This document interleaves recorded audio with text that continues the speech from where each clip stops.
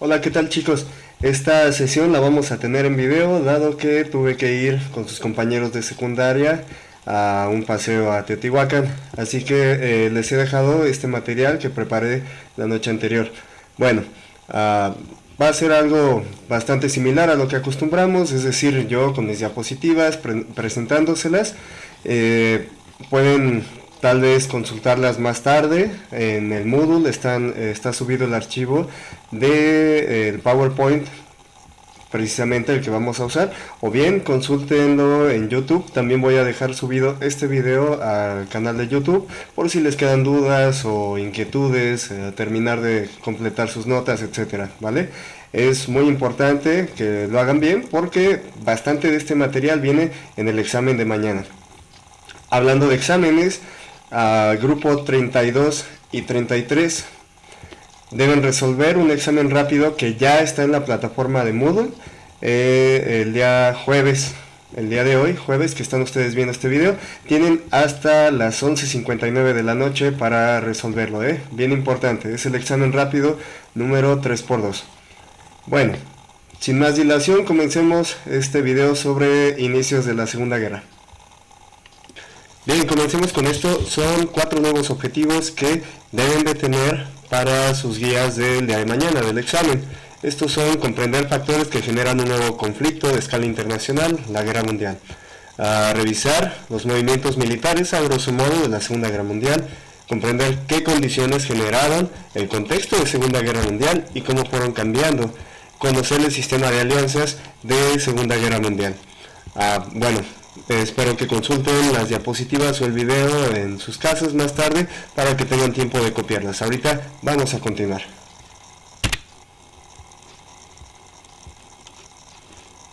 Para empezar, el expansionismo nazi. Una vez que quedan en el poder los nazis, comienzan una vertiginosa carrera de armamentismo nuevamente, recuperación económica muy vigorosa. El 16 de marzo del 35, por ejemplo, vuelve a introducirse la conscripción militar, lo cual es el reclutamiento de todos al cumplir la mayoría de edad. Con esto se viola el Tratado de Versalles, pues este nos limitaba a tener un ejército muy pequeño. Hitler anuncia en este momento la expansión del ejército a 500.000 hombres, lo cual es muchísimo, ¿no? Medio millón. Comenzamos con el caso de Austria. Austria, recuerden, es un país alemán más. Incluso habían habido problemas desde la República de Weimar por no haberle permitido a Alemania juntarse con Austria. El sentimiento nacionalista de la gente así lo pedía. Bueno, en Austria lo que sucede es que se empieza a meter muchísima propaganda desde Alemania.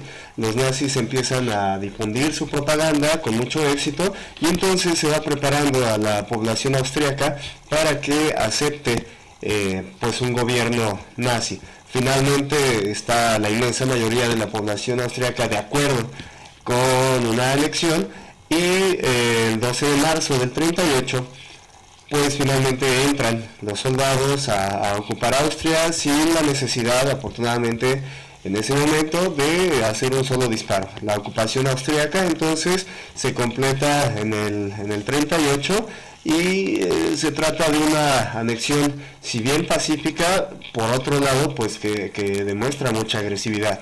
Y esto empieza a molestarle bastante a los gobiernos de Francia o de Inglaterra, pues se nota eso, la agresividad de Hitler, la propensión a estarse expandiendo, y no se detendrá ahí. Veamos, en este mapa se marcan algunos países de la Europa Central. El mapa está en alemán. Lo que quiero que nos fijemos es cómo se escribe Austria en alemán. Es Österreich. ¿Qué significa esto? Reino del Sur. Si se fijan, Francia se escribe Frankreich, es Reino Franco, literalmente, Reino Franco. Bueno, el Reino del Sur, sin embargo, Austria, vemos que no está precisamente en el sur de Europa, está más bien en el centro.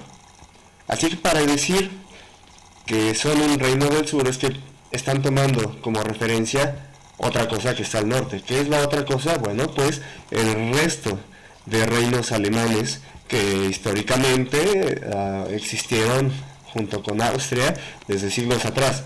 Así que Austria es el reino alemán del sur, pero no es otra cosa que eso, un reino alemán más. En realidad los austríacos son alemanes, hablan la lengua alemana, tienen cultura alemana. Entonces, de ahí que se justifique la anexión de Austria, pues como algo natural. A continuación, el caso de Checoslovaquia. Bueno, Checoslovaquia era un país relativamente nuevo que se había generado como consecuencia de la Primera Guerra Mundial. En 1938, Hitler amenaza con desencadenar una guerra completa en Europa, a no ser que los Sudetes, que son una zona geográfica de Austria, le fueran cedidos a Alemania. El pretexto o la justificación, pues, que los Sudetes eran un lugar donde étnicamente la mayoría de la población era alemana, por lo tanto correspondía a Alemania este lugar. Los líderes de Gran Bretaña, Francia, Italia y Alemania celebran una conferencia al respecto en la ciudad de Múnich, los días 29 y 30 de septiembre del 38. En pues se acepta la anexión alemana de los Sudetes a cambio de que Hitler prometa la paz. Entonces podemos ver ya a estas dos potencias de siempre completamente intimidadas por la Alemania nazi. Veamos esta imagen de la conferencia de Múnich, donde podemos apreciar, entre otras figuras, pues al mismo Hitler y a Mussolini. Ahora, un detalle interesante es que Checoslovaquia no participó en las negociaciones. O sea que entre las potencias estaban decidiendo su destino sin siquiera tomarlos en cuenta, sin siquiera preguntarles. A pesar de según esto haber llegado a un acuerdo, en el 39, 15 de marzo del 39, Hitler viola flagrantemente el pacto de Múnich y actuó en contra del Estado checoslovaco. Proclamó a las potencias checas de Bohemia y de Moravia como un protectorado alemán. Es decir, se hace una invasión, ahora sí agresiva completamente, de conquista, que además toma por sorpresa a las otras dos potencias. Veamos el mapa. Bien. Pues bueno, podemos ver a Alemania cómo queda después de la Primera Guerra Mundial.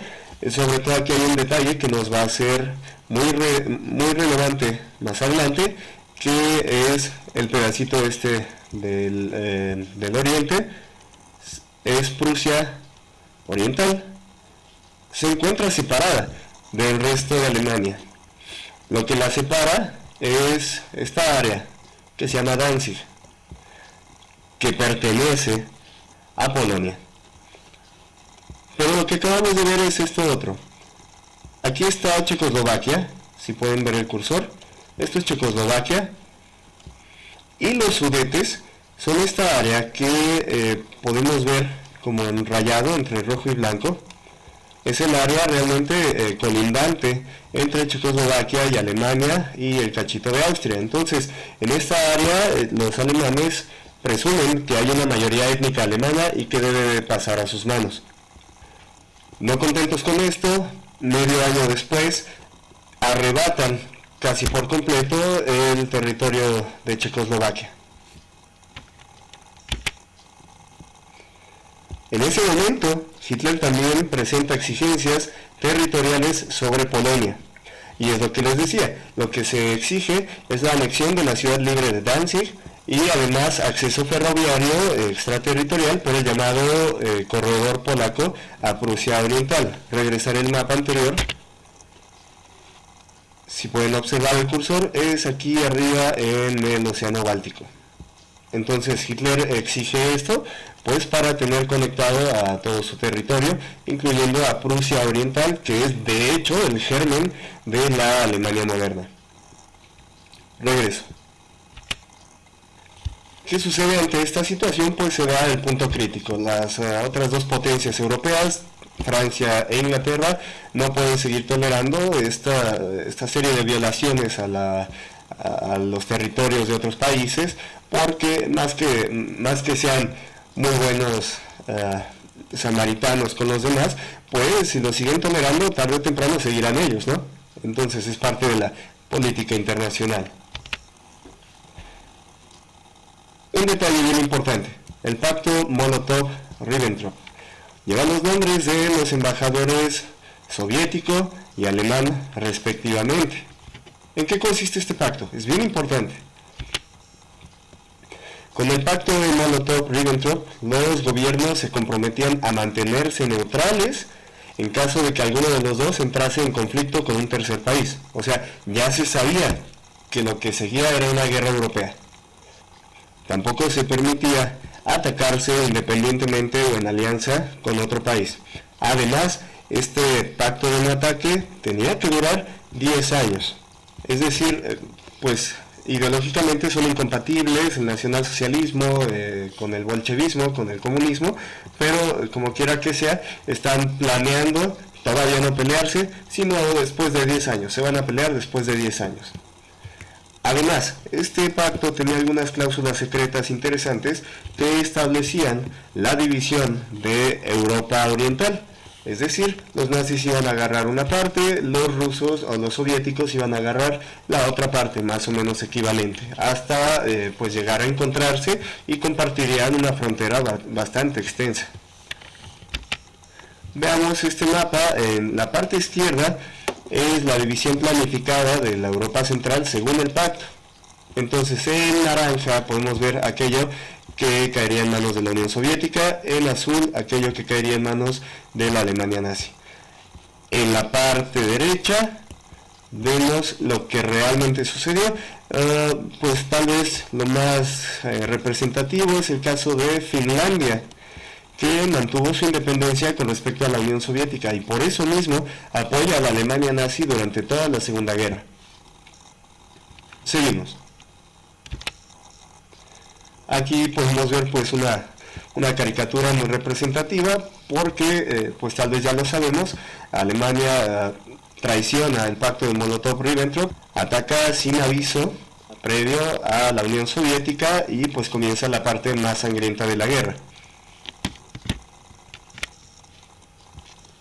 Bien, entonces convencidos de que ya no iba a haber negociación, Gran Bretaña y Francia se comprometen a garantizar la integridad del territorio polaco.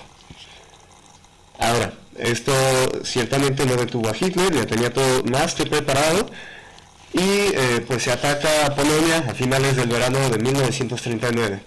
Con esto Europa ya está al borde de la guerra.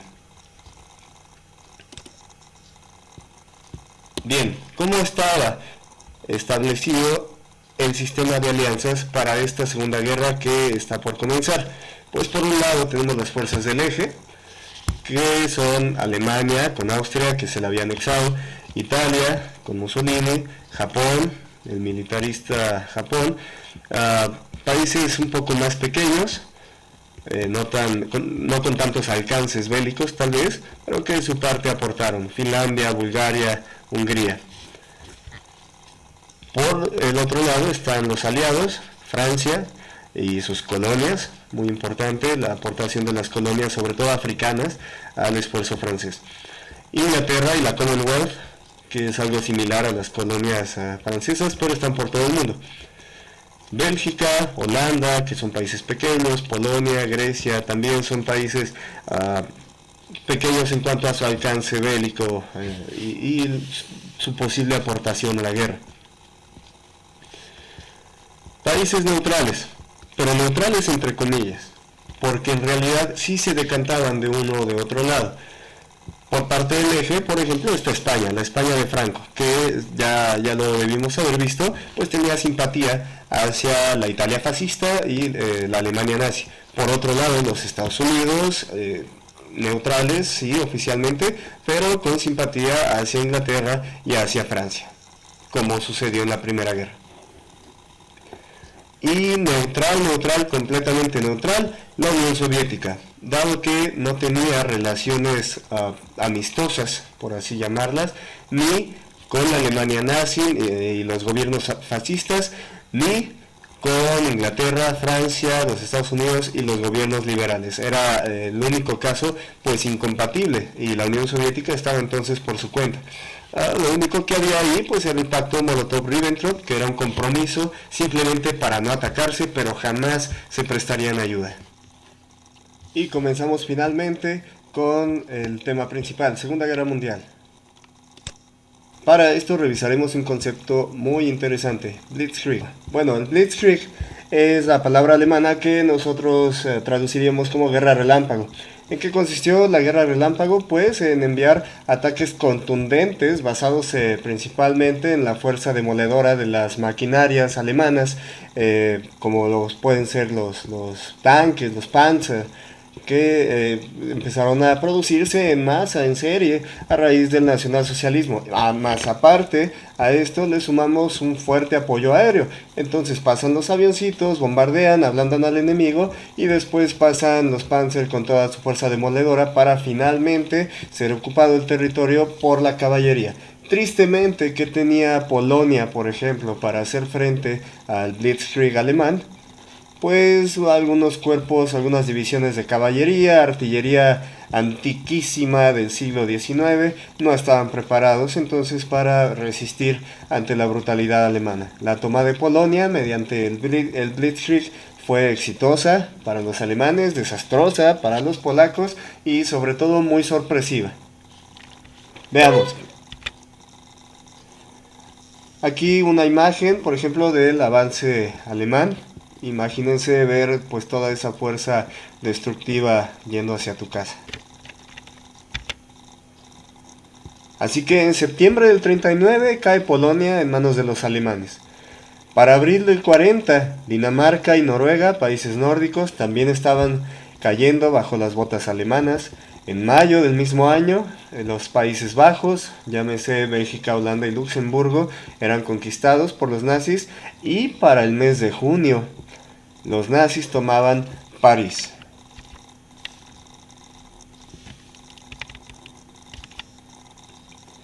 La invasión de Polonia había sido pactada desde el ya mencionado pacto Molotov-Ribbentrop.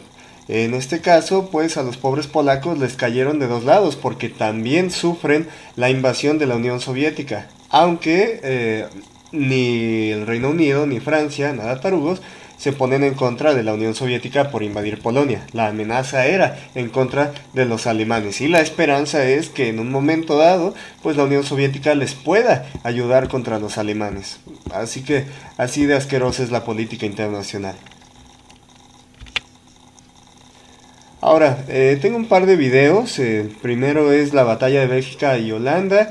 El segundo es batalla de Francia. Por favor, mírenlos, están en las ligas que acompañan a estas diapositivas en la presentación que les subí a la plataforma de Moodle, para no perder tiempo ahorita con esto.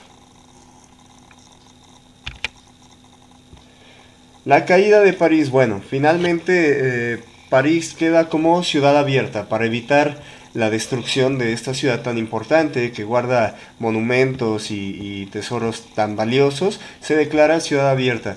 El gobierno francés entonces capitula y cede el poder a los nazis. Sin embargo, una parte del gobierno francés huye a Gran Bretaña. Tal vez el año pasado, me parece, o el antepasado, habrán visto ustedes la película de Dunkerque que anunciaban en el cine. Bueno, trata de esto precisamente, del ejército franco-inglés belga que queda atrapado en la ciudad de Dunkerque y hay que evacuarlo. Para esto pues se tienen que arriesgar incluso embarcaciones civiles para ir evacuando a todo este ejército y llevárselo a la Gran Bretaña. Entonces la Francia, que está en la parte continental, queda completamente expuesta al dominio nazi y así sucede. Entonces los nazis capturan París y restablecerán un nuevo gobierno. Veamos. Bueno, esta imagen a qué viene. De por sí nunca se han llevado muy bien franceses e ingleses.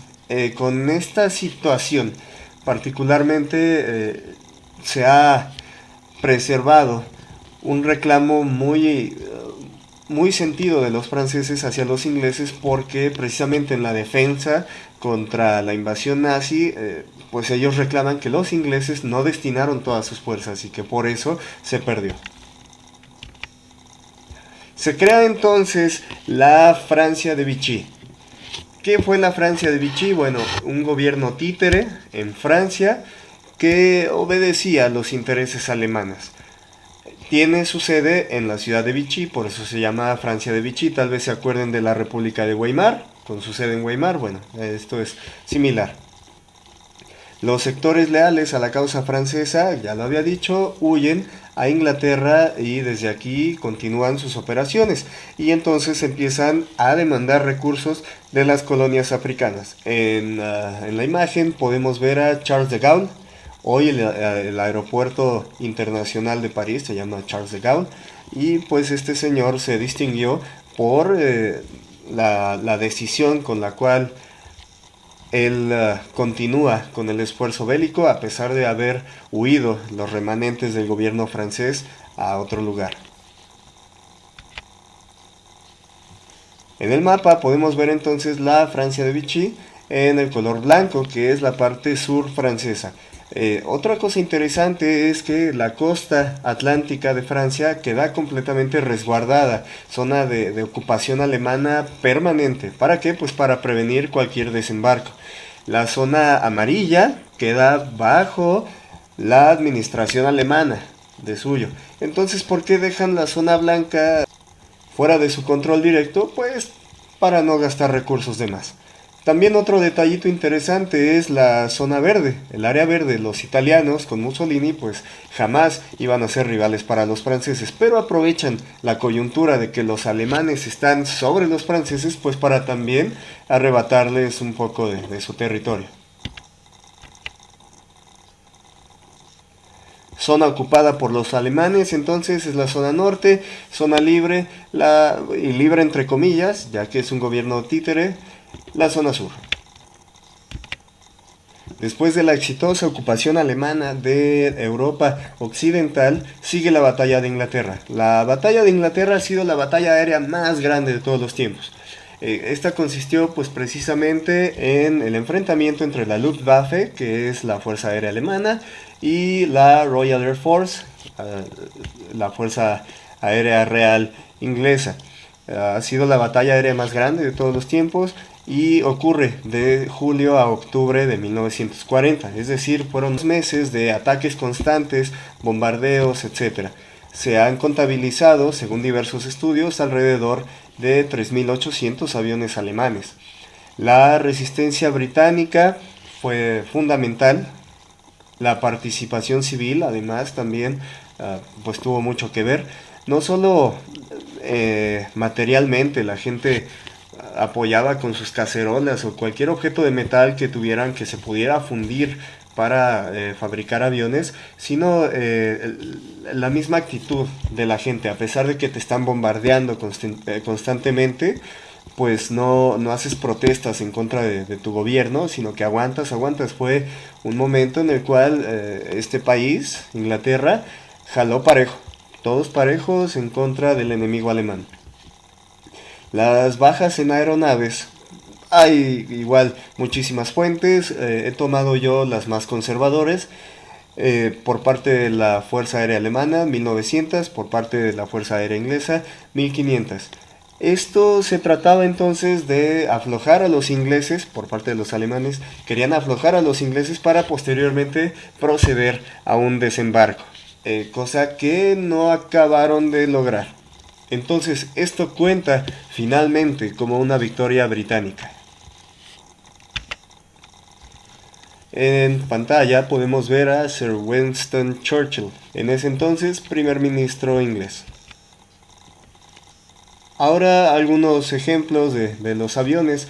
Ya ven que a mí me gusta mucho este tema de los aviones. En este caso podemos ver a los bombarderos alemanes camuflajeados para el cielo inglés, que es sumamente nublado. Veamos otra serie de aviones alemanes. Particularmente aquí se representa pues su camuflaje. Este es en la batalla de Inglaterra, es el que vimos anteriormente. Este es para Europa Oriental. Veamos cómo la parte superior del avión cambia a un verde boscoso. Claro, pues si el avión es visto de arriba hacia abajo, es un camuflaje. O la Fuerza Aérea Alemana que actúa en África, lo mismo, tiene un camuflaje para confundirse con el suelo, en este caso, pues color arena. Algunos aviones más de los alemanes, sin duda pues eran las máquinas más avanzadas, aunque los ingleses tampoco les pedían mucho. Ahora podemos ver en el mapa el avance, la cobertura del avance alemán, incluyendo obviamente pues los gobiernos afines. Por eso Alemania está, perdón, por eso Italia está en el mismo color azul, o Finlandia. No es porque estuvieran dominados o controlados directamente por Alemania, sino porque están aliados. España permanece neutral. Inglaterra es la única zona opuesta en la parte occidental, y aquí ya empezamos a ver algunas flechitas. Es el momento en el cual se rompe el pacto Molotov-Ribbentrop y comienza la traición alemana. Hay que hablar de otro detalle, el fracaso italiano. Conjuntamente, Italia y Alemania tenían un plan a seguir en cuanto a su avance militar. La parte italiana consistía en apoderarse primero de Libia, controlarla, y de ahí avanzar hacia Egipto, arrebatándoselo a quienes tenían Egipto en ese momento, los ingleses. Sobre todo, para este lugar tan importante,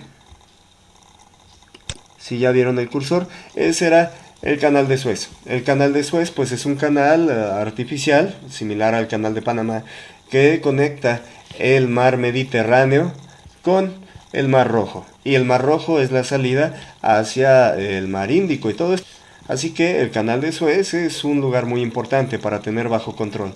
Los italianos tenían que controlar el canal de Suez, no lo logran. Las fuerzas británicas pues se muestran muy superiores a las italianas, y entonces deben de pedir ayuda y recursos a los alemanes. En este otro mapa que les acabo de proyectar, entonces se puede ver muy bien la forma en la cual los alemanes pues desperdigan todos sus recursos. No pueden concentrarse específicamente en algún territorio, porque pues tienen que estar también cumpliendo con las tareas que sus inútiles aliados no lograron. Ejemplo, pues los italianos le piden ayuda a los alemanes para el control de África. Asimismo, los italianos y aliados en los Balcanes no alcanzan a controlar Yugoslavia ni Grecia, entonces ahí van más fuerzas alemanas desperdiciadas. Así que lo que le queda para atacar a la Unión Soviética no es precisamente todo su poderío. Usaré este mapa del Mediterráneo para señalarles entonces cuál era el plan de las potencias del eje, llámese Alemania, llámese Italia y España. Nuevamente les señalo aquí el canal de Suez. El mar Mediterráneo tiene dos entradas. Una de ellas es el canal de Suez, esta, artificial, que ya mencionamos. ¿Cuál es la otra? Correcto, es el estrecho de Gibraltar. Es esta pequeña separación entre España y el norte de África. El estrecho de Gibraltar llevaba en manos de los ingleses más de 2 siglos. Los españoles lo habían perdido en su tonta guerra de sucesión y se lo quedaron los ingleses. Recuerden que los ingleses son súper abusados y siempre se quedan con los lugares más importantes. Entonces, esto estaba en manos de los ingleses. Tras la Guerra Civil Española, España se encontraba sumamente debilitada como para afrontar un conflicto de escala internacional, como lo fue la Segunda Guerra Mundial. Pero existía también el plan de que formara parte activa España de la Segunda Guerra Mundial. Lo único que esperaba España era que Italia pudiera cerrar la otra entrada del Mediterráneo. Al Italia poder cerrar esta otra entrada, pues estaría demostrando que las fuerzas del eje son suficientes y que España, a pesar de su debilidad, podría tener una oportunidad. Así que esto era lo único que se esperaba para que España declarara la guerra al Reino Unido y recuperara el estrecho de Gibraltar. Como no sucedió, España se mantuvo al margen y no participó activamente en la Segunda Guerra Mundial.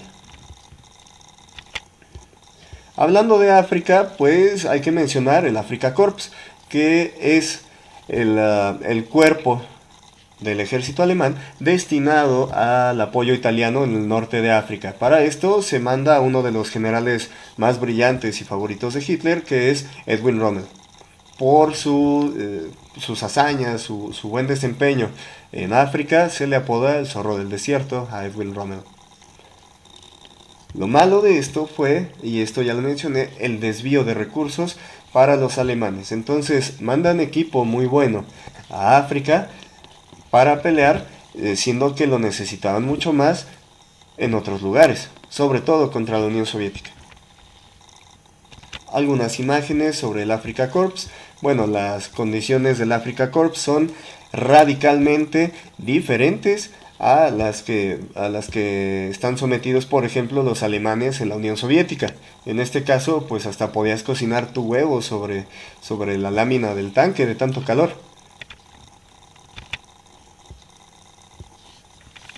Otra imagen. Y una más.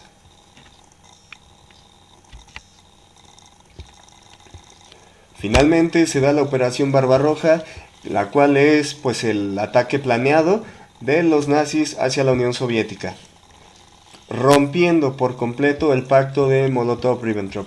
Se avanza usando la técnica del Blitzkrieg, que había sido tan exitosa en contra de la Europa Occidental o en contra de Polonia, y se dan varias tragedias humanas muy graves. Por ejemplo, el sitio sobre Leningrado, que en otro tiempo se llamó San Petersburgo o Petrogrado. A esta ciudad se le pone sitio de 2 años, se le corta absolutamente suministros y pues causa una gran mortandad. Dado esto, pues el frente oriental fue el más sangriento y el más cruel de toda la historia. Recordemos también que la Unión Soviética no participó en varios de los congresos y de los tratados internacionales, en algunos de los cuales se regulaba la guerra.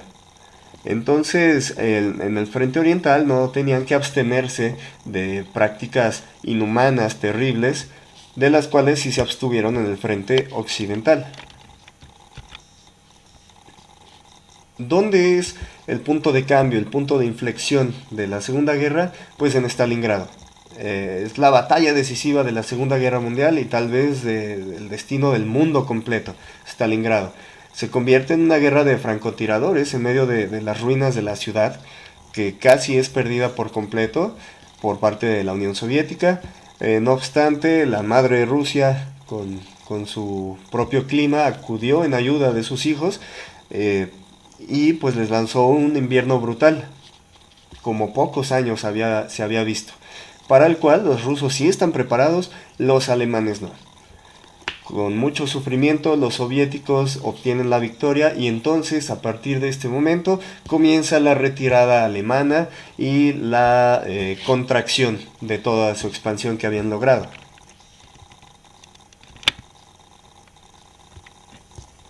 Algunas imágenes de Stalingrado. Se preguntarán, ¿y dónde están los Estados Unidos? Bueno, ellos están complacientemente entrenando sus tropas porque saben que le van a entrar a la guerra y esperando algún pretexto para actuar. ¿Cuál es este pretexto? Seguramente lo saben.